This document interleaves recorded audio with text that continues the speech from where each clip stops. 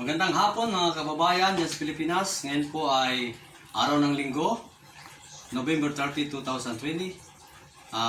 Ngayon po ay aking ibabahagi sa inyo kung paano ang pagluto ng masarap na pinapaitang baka. Ito po ang ating mga ingredients. Butter, luya, bawang po,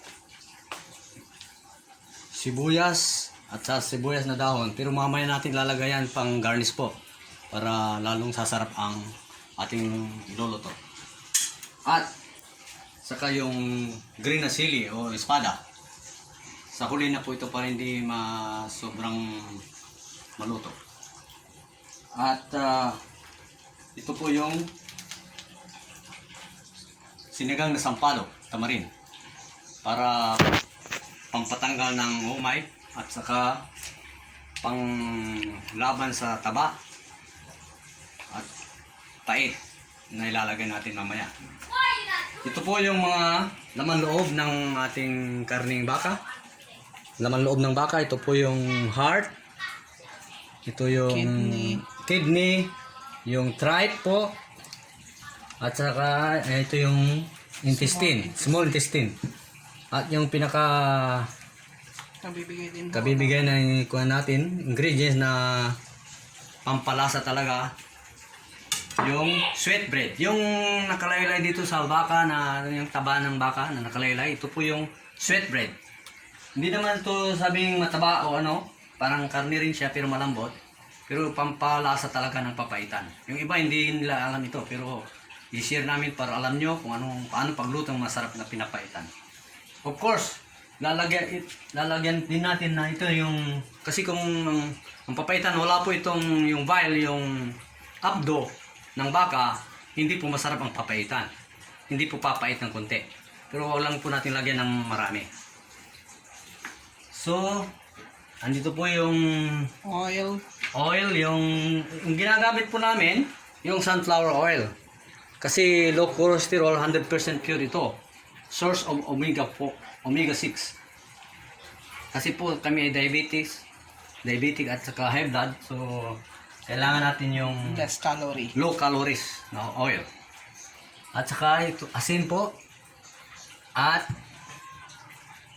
paminta. Black pepper, paminta.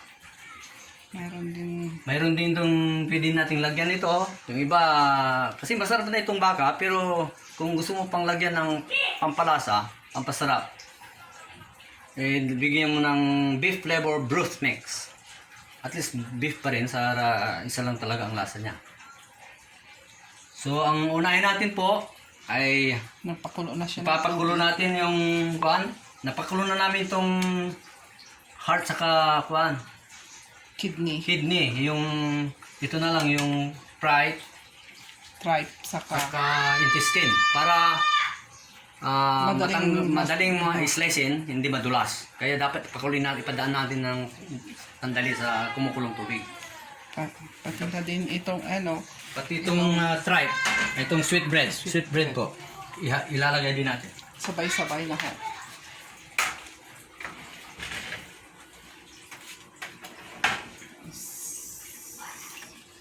Yun, para mag-shrink lang yung na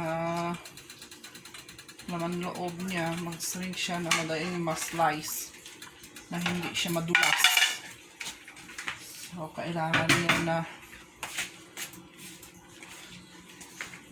Sandali po.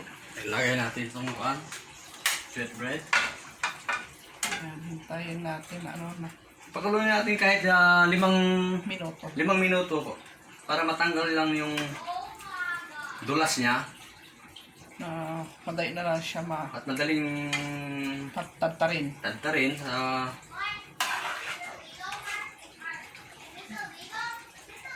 Nalinisan na po ito masyado. Kaya kung gusto mong malasa yung niluluto mo, pwede mong yung pinagkuluan, ibabalik mo mamaya. Siya is separate. Para yung lasa ng karne, andyan pa rin po. Hindi na natatanggal. So, ang papakulo ko na rin dito. Gagamitin po natin ng itong Pressurize. Yung pressurize. Dito natin papakulo yung Lahat ng karne. lahat ng karne pagkatapos na ma-slice para po ay makatipid ng kuryente. Dahil kung normal lang po na iluluto natin sa isang kaldero, It takes- umaabot ng 3-4 na oras para maluto yung pinapaitan. Lalo kung maramihan yung niluluto mo. Kaya gamitan natin ng pressurized cooker. Mga 15 minutes to 20 maximum. Luto na po, malambot na po. At nakatipid ka pa ng kuryente. Dito mahal din ng kuryente. So dapat practical tayo para makatipid, makaipon. So ipapakulo ko na in advance para po hindi na masayang oras. So, ito na. Medyo na kumukulo na yung pumuputi na yung mga laman loob.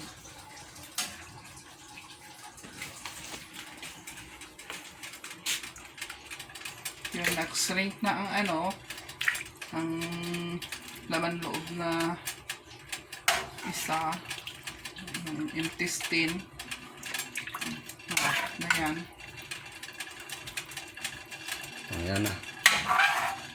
So, hintayin na lang na mag-shrink para hindi siya mahirap pa slicein. Matagal kasi mag-slice pag ganyan na hindi na slice, madulas. Sunod isa pa yung kanyang protein doon sa loob ng small intestine.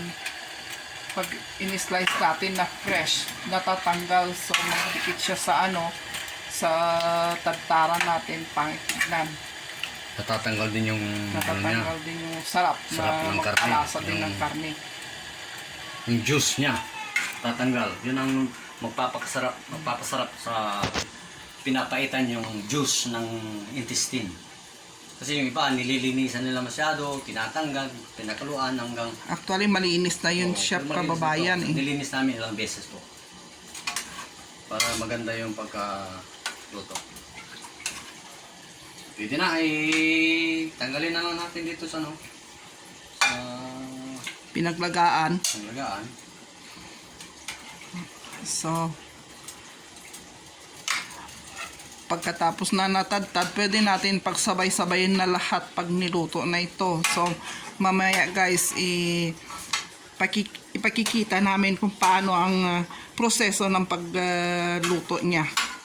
Ito po, pwede na. So, Lagyan na natin. tapos na ni I-continue po natin mga kabayan itong pagluluto natin ng pinapaitang baka. Ito po yung natadtad na laman loob, yung tripe, yung heart, saka yung kidney. Siniparit po natin yung taba para ito'y unang igigisa para doon magkakalasa po yung iluluto natin. Magbibigay ng incorporate siya sa ma-incorporate doon sa mantika. At saka ito yung Para kunti na lang naman small intestine. Yung sweet bread. Yung small intestine, ito po. Ginagamitan po ng gunting dahil mahirap islicein kung sa kutsilyo para makontrol mo yung size na hindi masyado malaki. Maliliit lang para masarap kainin. I-prepare na natin yung Maramihan yung ulam. Maramihan. Kaya maramihan itong ating ingredients, lalo itong luya, bawang, sibuyas, kasi ito po yung nagpapalasa, nagbibigay ng sarap ng lutuin. Kasi kung titipirin natin yung ingredients, hindi po masarap. At hindi po Hindi siya masyadong mananam. Kanyang Kaya kailangan po natin ng masarap, maraming ingredients. So ngayon, i-prepare na natin yung lutuan, yung kawali. Ipapainit na natin para tsaka ito yung pressurize mamaya. Kung paglambot ng baka mamaya, gagamitin natin ng pressurize para madaling luto. Mga 15 minutes to 20 minutes lang po. Kaysa yung normal na kaldero, tatakbo ng 3 hours or to 4.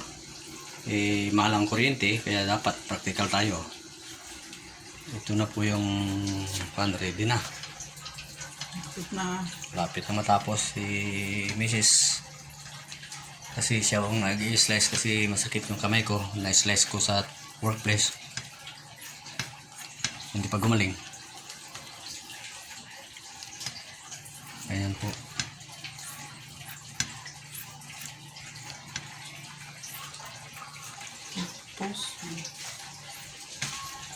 Ayan. Okay, Okay guys. po, iluluto na po natin yung pinapaitang baka. Unahin natin yung mantika. Ididiretso na natin doon dito sa pressurized cooker para dire-diretso na po. Lagyan po natin ng kunting mantika. Ang dama. Yung taba. Tapos, Lagay niya yung taba. Lagay mo na. lagyan na natin ng yung taba para matunaw.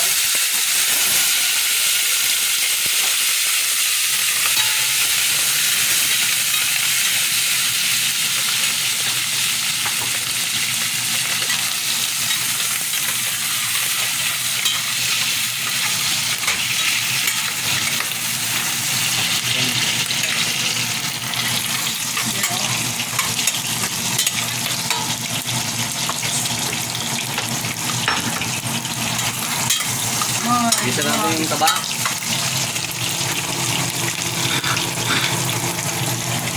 Saka kung matunaw na konti, lagyan na natin yung luya. luya. Luya. Itong susunod natin yung luya po. Kalahati lang. Kalahati lang, kaya mamaya ilagay yung iba pag luto na.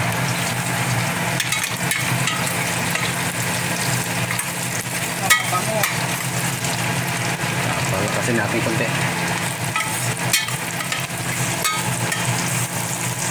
Pag medyo mag-brown na po.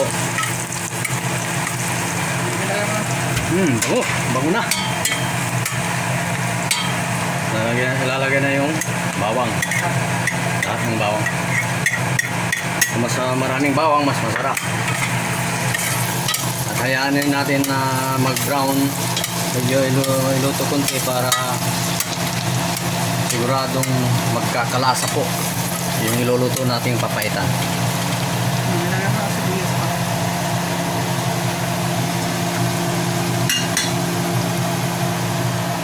Tapos po yung sibuyas. Isusunod natin yung sibuyas. Ito lang muna yung daon, mamaya na.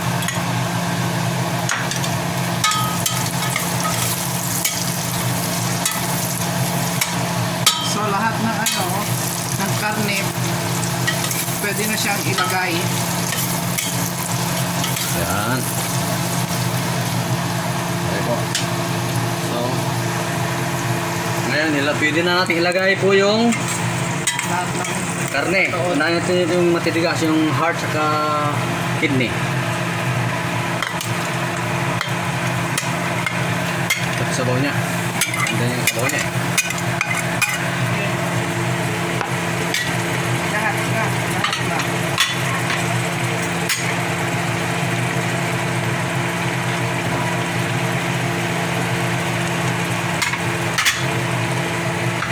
Susunod yung Right. tripe. Actually, pwede yan siyang pagsabay-sabay yan eh. Gusto lang ni Marcelo na maipakita sa inyo kung ano Yung sweet bread. tsaka yung intestine. Saka yung intestine. Juicy pa. Kain mo. natin guys, mga kabayan, para maghahalo na yung ingredients sa may karne, may laman ng hog. Haluin natin na maigi. Yan.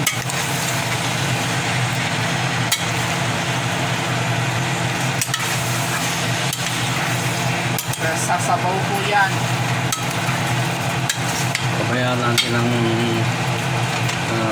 2 minutes ng sabaw yan. haluin natin ng sandali para Takan na kung papasok yung lasa doon sa karne. Hindi lang ilalak. Mamaya na ilalak. Continue po natin yung pagluluto ng pinapaitang baga, mga kababayan. Ito po, ilalagay na po natin yung butter. butter. Kasi kanina hindi po pwedeng isabay doon sa mantika. Para Yung lasa niya. yung lasa iba niya kasi. may iba. Dapat nauna yung mantika, igigisa yung karne, yung butter ngayon na naman. Tingnan niyo po mga kababayan, nagtubig na po yung yung karne. Naigisa na po natin ng 15 minutes. Ngayon ilalagay na natin yung butter. Ang kalahati lang po. Ganyan na. So ikot natin. Ganyan na. Halo-halo natin para matunaw na. Sunod, ilagay mo na ang paminta. Tapos lagyan po natin ng asin, mga asin.